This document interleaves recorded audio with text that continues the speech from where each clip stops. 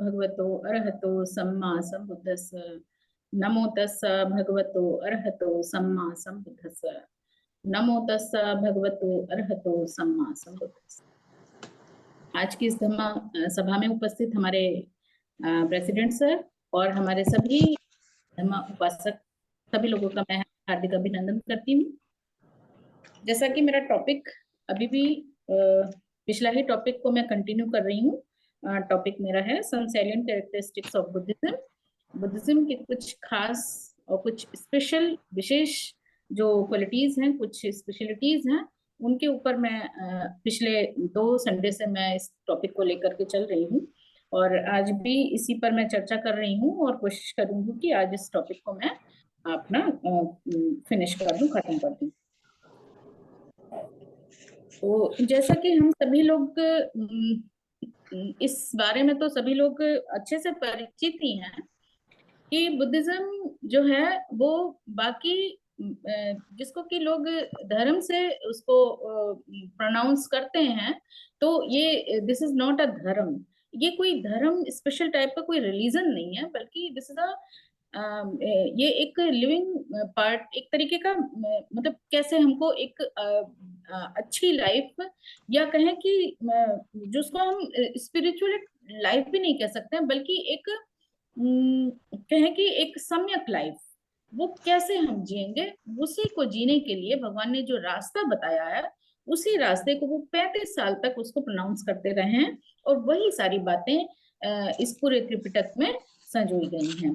तो भगवान बुद्ध की जो पर्सनैलिटी से संबंधित कुछ बातें हैं, कुछ तथ्य हैं और उनसे रिलेटेड कुछ जो उनकी पर्सनैलिटी को डिफाइन करती थी, इस तरीके की बातें अगर हम देखें तो ये बुद्धिज्म की जो महायान की शाखा है, उस शाखा में हमको ये सारी बातें बहुत ही विस्तृत फॉर्म में देखने को मिलती हैं। तो इस थ्योरी के अनुसार भगवान बुद्ध की जो त्रिकाय उस बुद्ध की त्रिकाय का जो विस्तृत वर्णन है वो हमको महायान की शाखा में देखने को मिलता है। या हम ये भी कह सकते हैं कि बुद्ध की पर्सनैलिटी के जो 3 पहलू इसमें डिफाइन किए गए हैं, वो हैं, वो उनमें से जो सबसे फर्स्ट है वो है धम्मकाया, यानी कि ट्रुथ बॉडी, जो कि इस एसेंस ऑफ बुद्धिज्म भी हम जिसको कह सकते हैं। धम्मा यानी कि सत्य, वास्तविकता, और वो सत्य जो कि केवल जो वर्बल टीचिंग्स ही नहीं है, बल्कि वह सत्य जिसको बुद्ध ने 45 सालों तक जिया होता है, वह सत्य जिसको रिवील करने के लिए, जिसकी खोज में उन्होंने अपना पूरा इतना जो लाइफ था उनका, एक मतलब राजसी लाइफ होता है, उसको त्याग करके वो उसकी खोज में निकलते हैं और फिर 6 साल की अथक परिश्रम के बाद, कठोर तपस्या के बाद उस चीज को रियलाइज करते हैं, उसको रिवील करते हैं और फिर आम पब्लिक, आम जन और पूरे संसार के सामने उसको लाते हैं। तो वो सत्य जो है, वो धम्मा, वो ट्रुथ जो है, वो धम्मा जो है, वो उनकी वो केवल जो टीचिंग्स है, वर्बल टीचिंग्स है, वही नहीं है। यह सत्य हम सभी, ये जो संसार है, उसी सत्य जिसको ये पूरा संसार उसको फेस करता है, और आज आज ही नहीं फेस करता है, उनके टाइम ही नहीं फेस करता रहा, बल्कि जब से ये प्रकृति का निर्माण हुआ है, तब से, जब से मानव का जीव का निर्माण हुआ है, तब से वो इस चीज को, इस सत्य को फेस करता आया है और इसको फेस करता रहेगा। तो ये एक सत्य है जो हम हर समय हर पल इसको फील करते हैं। धम्मकाया थ्योरी को ओरिजिनली जो है कि जो थेरवाद पाली टेक्स्ट में भी इसको क्लियरली नोटिस किया गया है।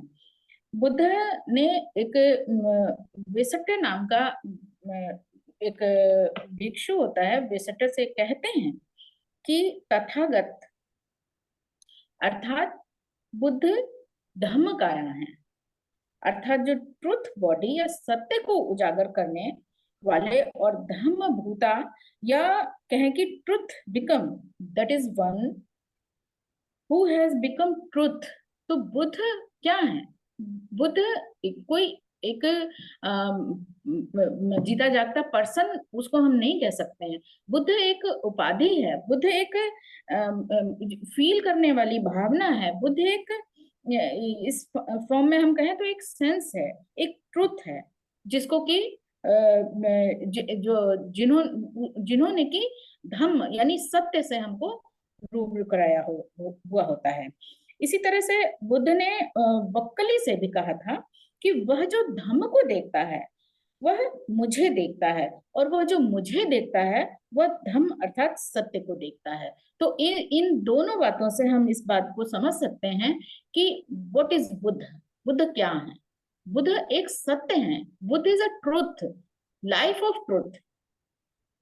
तो भगवान जब कहते हैं कि जो धम्म को देखता है वह मुझे देखता है, और जो मुझे देखता है वह धम्म को देखता है, यानी कि यहाँ पर हम अगर इस बात को देखें तो हम इस चीज को फील कर सकते हैं कि धम्म को देखने का मतलब है कि न केवल धम्म को पढ़ना, या कि उसको मतलब कि खाली प्रोपोगेट करना, किसी को बताना ही नहीं, बल्कि धम्म को देखने का अर्थ है कि धम्म को अपने जीवन में उतारना। कैसे हम धम्म को देखते हैं, किस सेंस में देखते हैं धम्म को, और किस सेंस में हम जब हम देखेंगे, मीन्स देखने का मतलब ये है कि हम उसको किस तरीके से अपनी लाइफ में उसको जी रहे होते हैं, कैसे हम उसको फील करते हैं, हमारी भावना क्या है उसके प्रति, हमारी भावना कुशल है या अकुशल है, किस फॉर्म में है। तो इस चीजों को जब हम देखते हैं तो भगवान कहते हैं, यही उन्होंने कहा कि जो धम्म को देखता है वो मुझे देखता है। यानी कि यहाँ पर वर्शिप की कोई बात ही नहीं है, कि ना तो चैंटिंग की बात है ना वर्शिप की बात है यहाँ पर। तो वो सीधे सीधे सेंस में कहते हैं कि जो धम्म में जीता है वो मुझे देखता है, या मुझे पा लेता है, या मुझे पाने की स्थिति में होता है। मुझे पाने का मतलब क्या है, बुद्ध कहते हैं कि बुद्ध तो कोई भी हो सकता है, उसके लिए प्रयासरत जो है, वो जब प्रयासरत रहेगा, उस मार्ग पर चलेगा, तो ऑब्वियस सी बात है कि वो बुद्ध की जो उपाधि है वहां तक वो पहुंच सकता है। तो इसी सेंस में उन्होंने कहा है कि जो बुद्ध को धम्म को देखता है वो मुझे देखता है, और जो मुझे देखता है वो धम्म को देखता है। वह धम्म अर्थात जो सत्य को देखता है, इसका मतलब तो यही है कि बुद्ध ही सत्य है, और जितने भी बुद्ध हुए हैं उन सभी ने इसी बात को ही संसार में इसी चीज को रिवील किया है, इसी को सामने लाए हैं कि क्या ट्रुथ क्या है, सत्य क्या है। और फिर वो चाहे 27वें बुद्ध हो, या उससे पहले के बुद्ध हो, या आने वाले 1000 साल करोड़ों साल बाद भी जो बुद्ध होंगे वो यही बात कहेंगे, सत्य ही कहेंगे। क्योंकि सत्य कभी भी मरता नहीं है, ये तो हम सभी लोग जानते हैं। सत्य हमेशा चट्टानों की तरह खड़ा ही रहता है, सामने रहता है। भले ही हमारी वो सामने रहता है, हमारी आंखों पर जो पर्दा होता है इग्नोरेंस का, वही हमें नहीं देखने देता है। वो तो हमेशा ही एवरी टाइम 24 आवर्स हमारे सामने रहता है। और दूसरा है, पहली थी धम्मकाया, दूसरा है कि संभोग काया, यानी कि इंजॉयमेंट बॉडी। बुद्ध इस काया में धर्म को ही इंजॉयमेंट करते हैं। अब यहाँ पर नाम जरूर है संभोग काया, और एंजॉयमेंट बॉडी जरूर कहा गया है, लेकिन जो बुद्ध होते हैं वो इस जो ये बॉडी है, एंजॉयमेंट बॉडी है, इस काया में भी वो सिर्फ धम्म को ही इंजॉय करते हैं। उनका एंजॉयमेंट किसी और चीज में होता ही नहीं है, वो सिर्फ धम्म में ही इंजॉय करते रहते हैं, उसी को देखते हैं, उसी में जीते हैं, वही उनका भोजन होता है, वही उनकी सांस होती है, उसी में वो जीते रहते हैं। तो सत्य को उजागर कर जन जन तक उसको प्रसारित करके मुक्ति का मार्ग दिखाते हैं। और ये जो और ये सेल्फलेस प्योर स्पिरिचुअल एंजॉयमेंट होता है।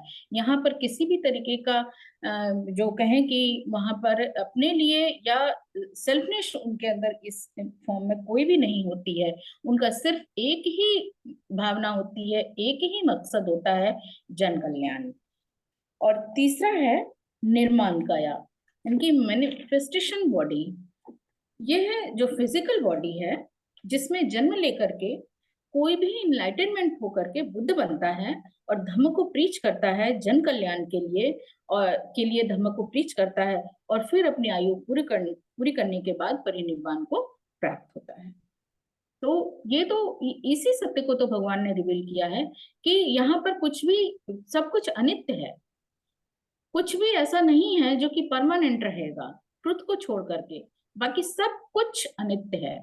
और जितनी जल्दी हम इस चीज को जान लेंगे उतनी जल्दी हम अपना कल्याण कर सकेंगे और दूसरों का भी कल्याण हो सकेगा उससे। तो अविद्या के जो अंधकार को समाप्त करने के लिए और इस दुखी संसार को मुक्ति का मार्ग बुद्ध ही दिखाते हैं। बुद्ध वही कहते हैं जिस पर वे स्वयं अमल करते हैं।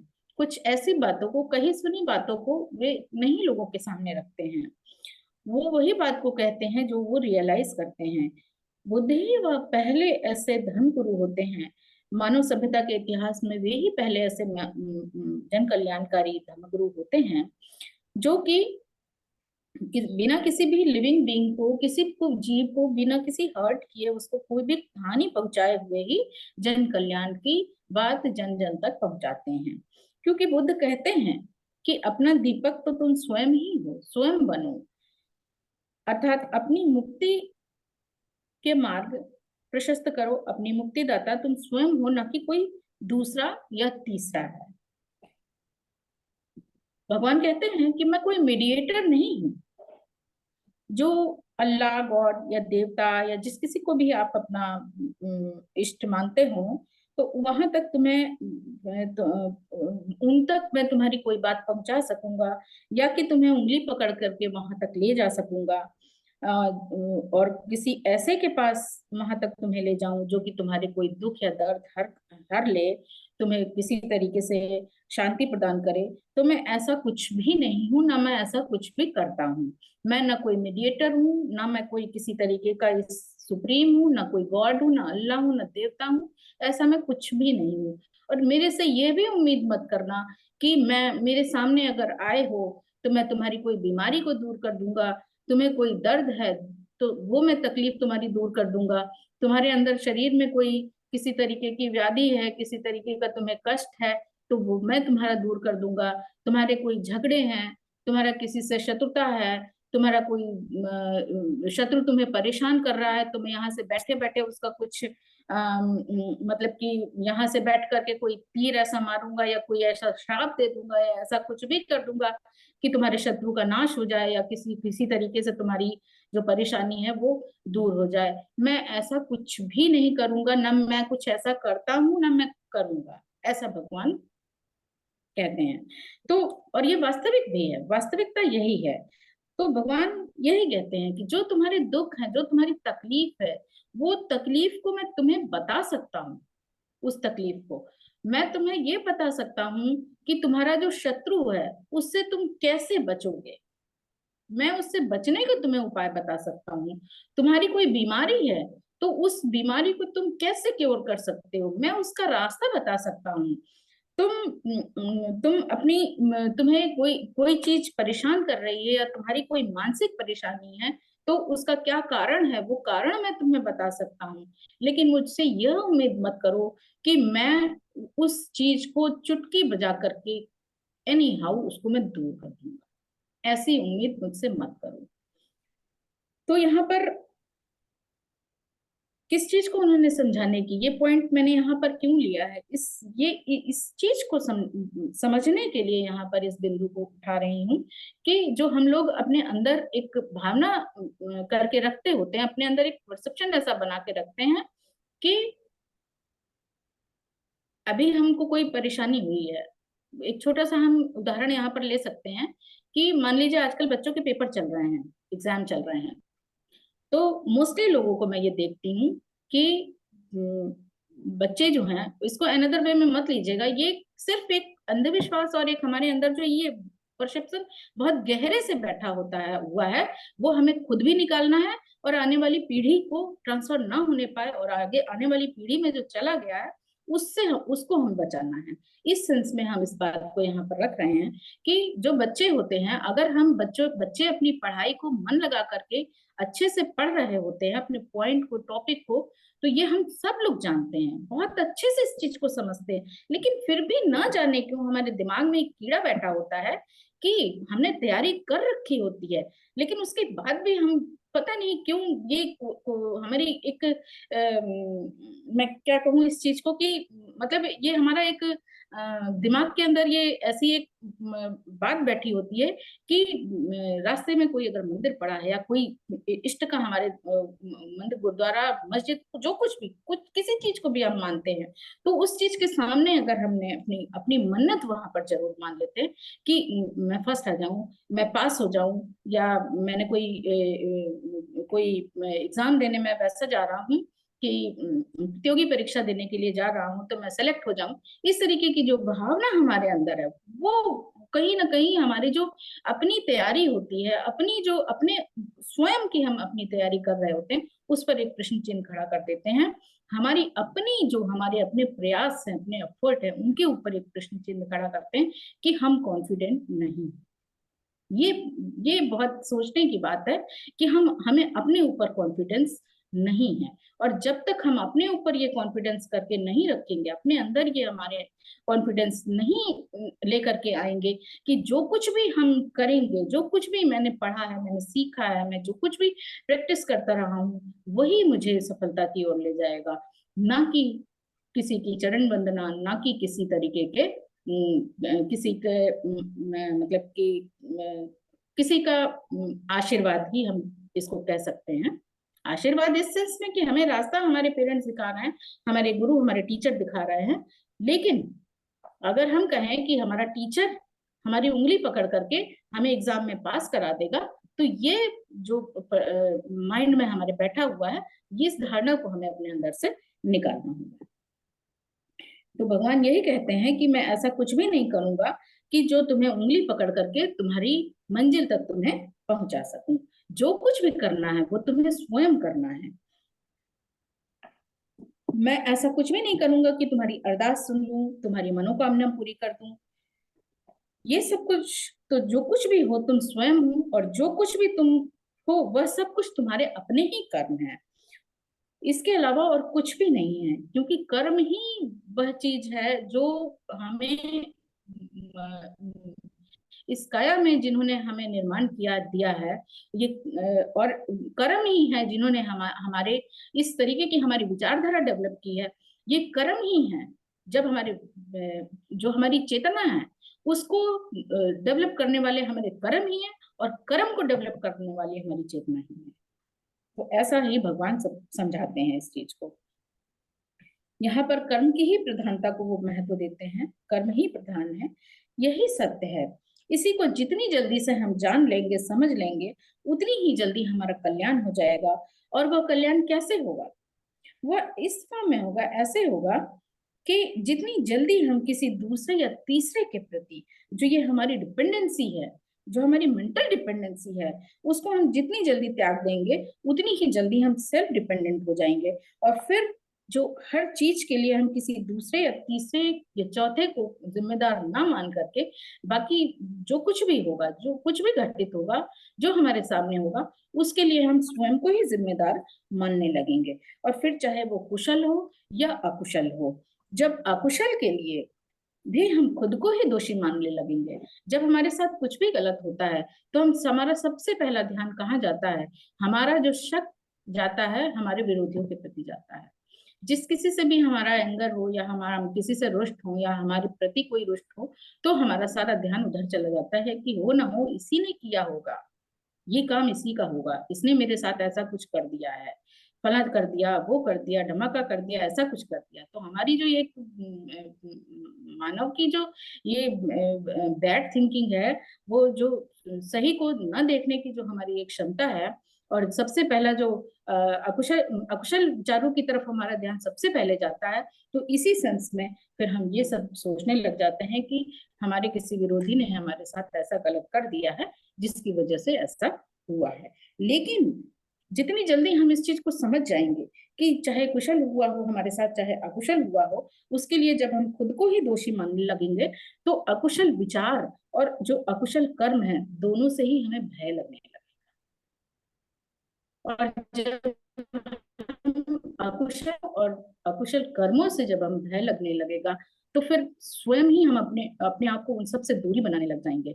तब हम हमारे अंदर जो विचार भी आने शुरू होंगे, तो हम यही सोचेंगे कि अगर हमारे विचार दूषित होंगे, खराब मानसिकता के होंगे, तो ये हमारे कर्मों में परिलक्षित होने लग जाएगा, फिर उससे हमारे कर्म डिस्टर्ब हो जाएंगे। तो इसलिए फिर हमें ऐसा भय लगने लगेगा कि हम हमारे अंदर ये विचार भी ना आए इस तरीके के।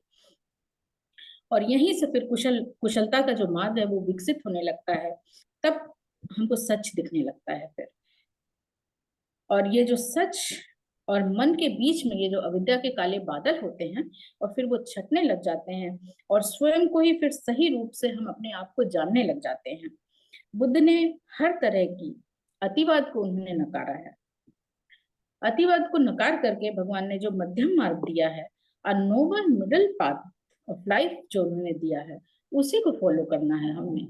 ना तो हमें बहुत ज्यादा किसी में किसी भी तरीके की अति में नहीं पड़ना है, फिर वो चाहे कुशल चीजों के लिए आती हो, चाहे अकुशल चीजों के लिए आती हो।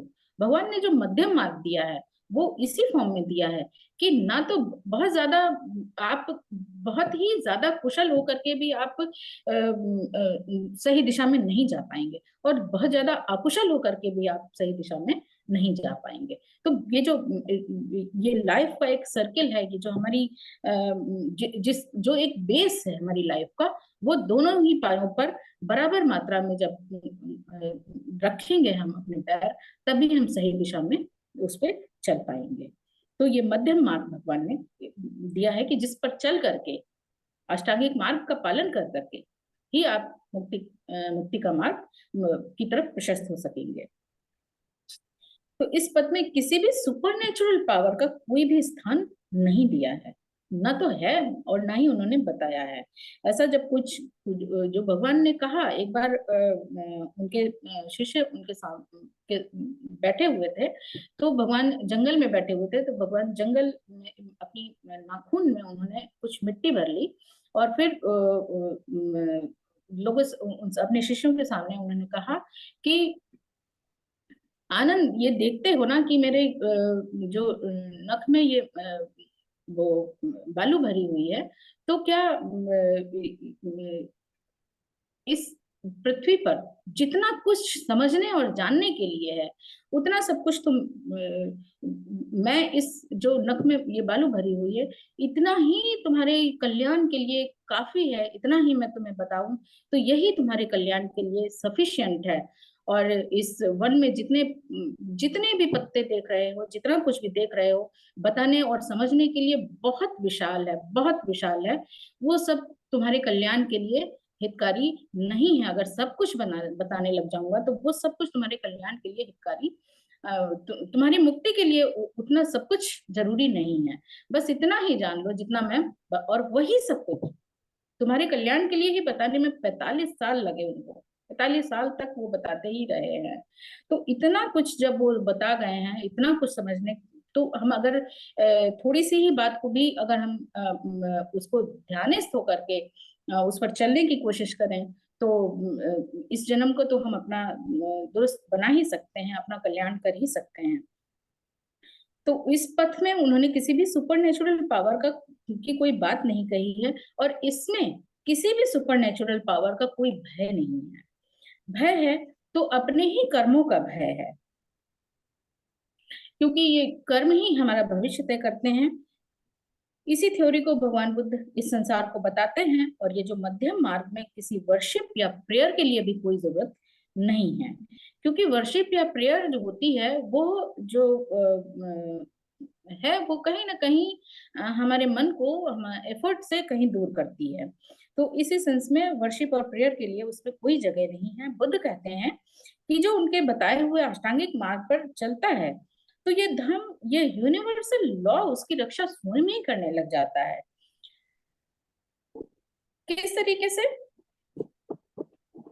क्योंकि वह हर एक पर्सन जो एट फोल्ड पाथ पर चलता है, उसको फॉलो करता है, वह एक बुद्धिस्ट ही है। और वो चाहे किसी भी धर्म का हो, किसी भी देश का हो, किसी भी नस्ल का हो, लेकिन जो अष्टांगिक मार्ग को पालन करता है, पंचशील को पालन करता है, तो वो एक बुद्धिस्ट ही होता है। क्योंकि धर्म इज अ यूनिवर्सल लॉ। धर्म जो है वो एक यूनिवर्सल लॉ है, जो कि पूरे, जिसको किसी भी धर्म की जो एक बाउंड्री है उसमें नहीं बांध सकते हैं हम।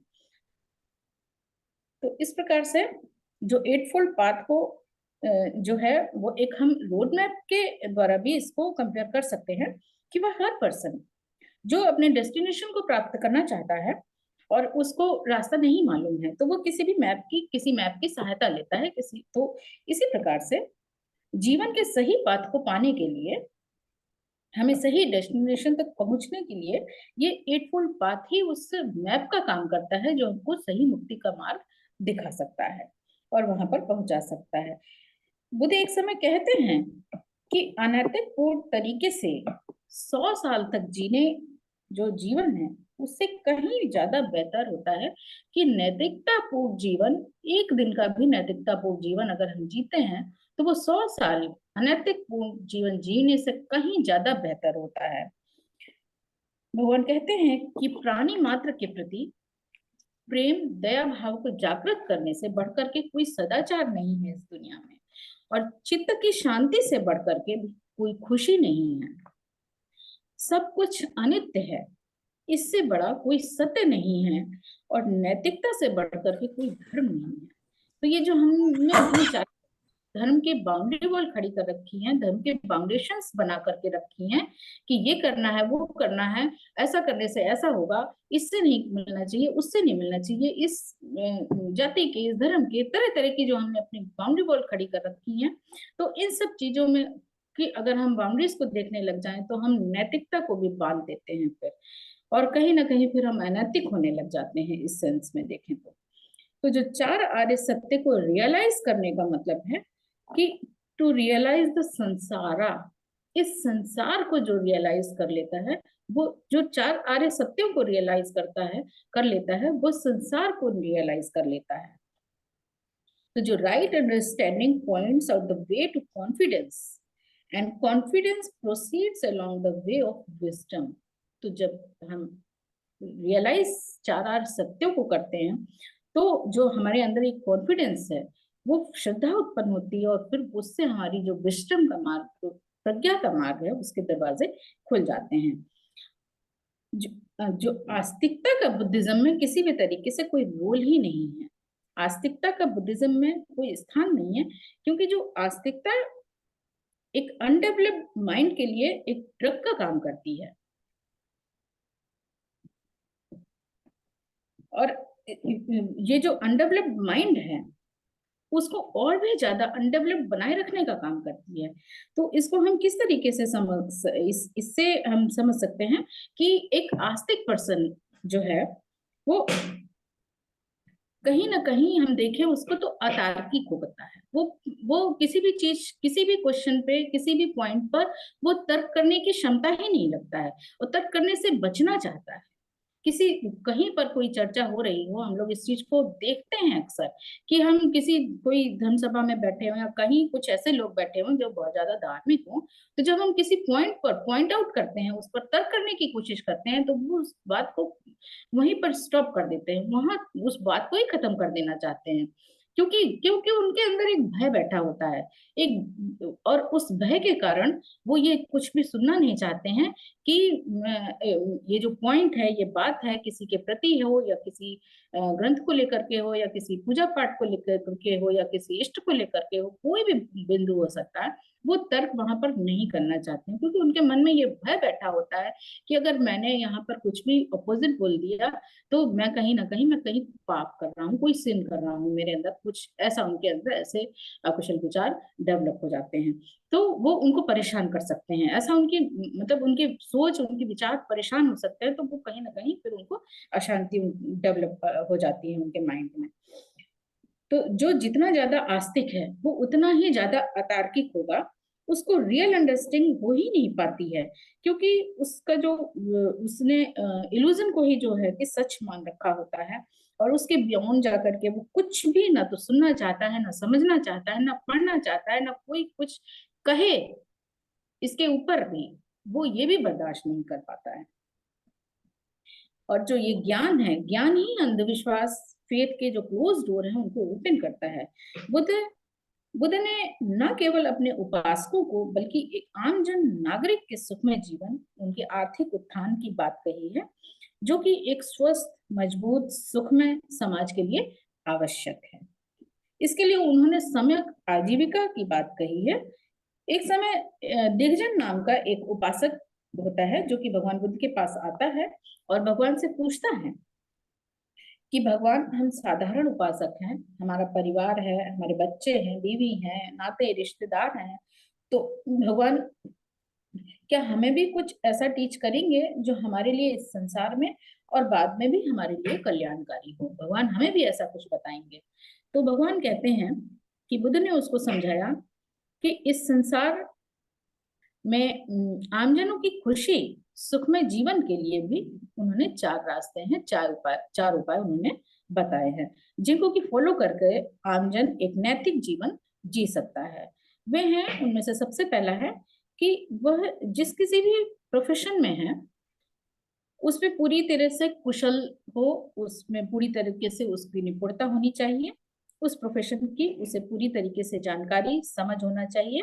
दूसरा उन्होंने कहा कि उसे अपनी इनकम, आय की रखवाली करते रहना चाहिए, जो कि उसने सम्यक तरीके से अर्न की हुई होती है। तीसरा उन्होंने बताया कि उसके अपने कल्याणकारी मित्र होने चाहिए।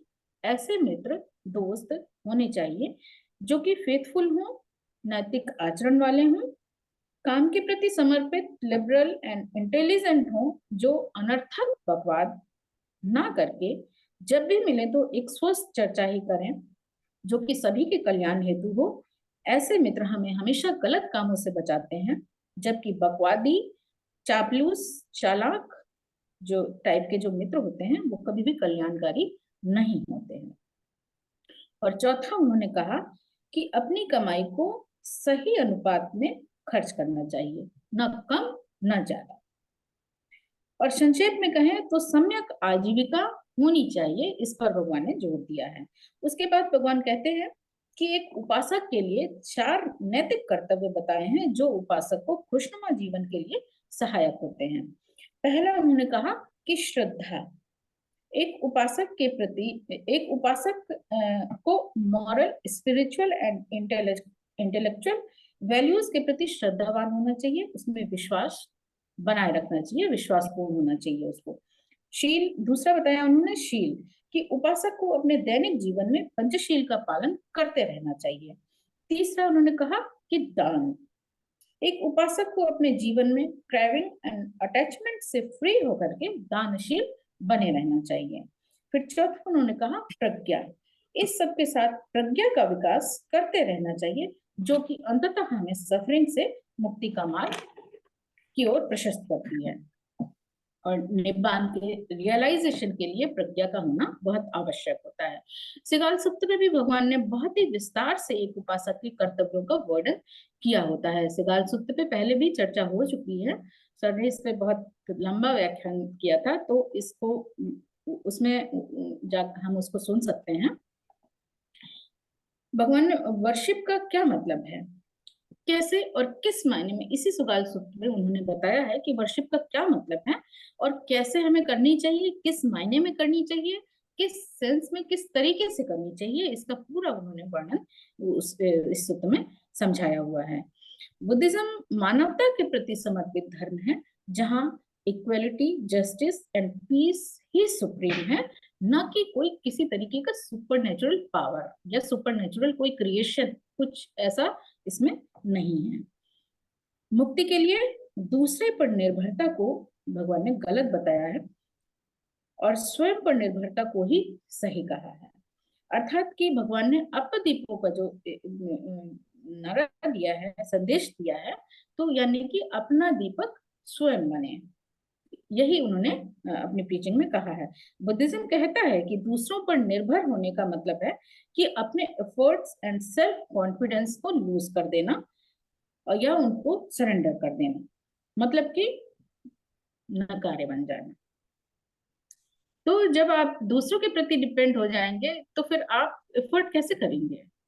घर में जो हमारे पेरेंट्स हैं, अगर हमारे प्रति हमारा सब सारा ध्यान, हमारी सारी जरूरतें वही पूरी कर रहे हैं, सब कुछ वही कर रहे हैं, तो बस हमें बैठे बैठे खाना है और क्या करना है, जब सब कुछ वही कर दे रहे हैं। तो इस तरीके से अगर हम, हमारे मन में ये विचार ख्याल रहेगा कि जो करेगा ऊपर वाला करेगा, कोई गॉड करेगा, कोई कृष्ण करेगा, कोई हमारा इष्ट देव करेगा, हमें हमें क्या करने की जरूरत है, बस हमें तो जो सामने है वैसा करते रहो। अगर यही हमारी भावना होगी, और जो हम कर रहे हैं उसके लिए हम जिम्मेदार नहीं है, बल्कि कोई दूसरा तीसरा चौथा जिम्मेदार है, तो इस तरीके की जो भावना होगी तो वो हमें हर तरीके के एफर्ट से हमें दूर कर देगी और हमें कहीं ना कहीं नकारा ही बना देगी। तो अपने प्रयास से अपनी प्रज्ञा को विकसित करके मानव पूरी कायनात को अपने वश में कर सकता है। और बुद्ध ने यही तो किया है कि अपने प्रयास से ही बुद्ध बने हैं। बुद्ध मानवता का वो पुष्प है जो भले ही सदैव अब इस संसार में नहीं है, लेकिन उनकी जो धर्म के शांति संदेश की जो मोहक महक है, वो हमेशा हमेशा इस लोक को हमेशा ही महकाती रहेगी, अपने शांति का संदेश देती रहेगी और जन कल्याण करती रहेगी। इन्हीं सभी बातों के साथ मैं सबके कल्याण हेतु मंगल कामना करते हुए अपनी वाणी को यहीं पे विराम देती हूँ। सभी को मेरा नमस्कार।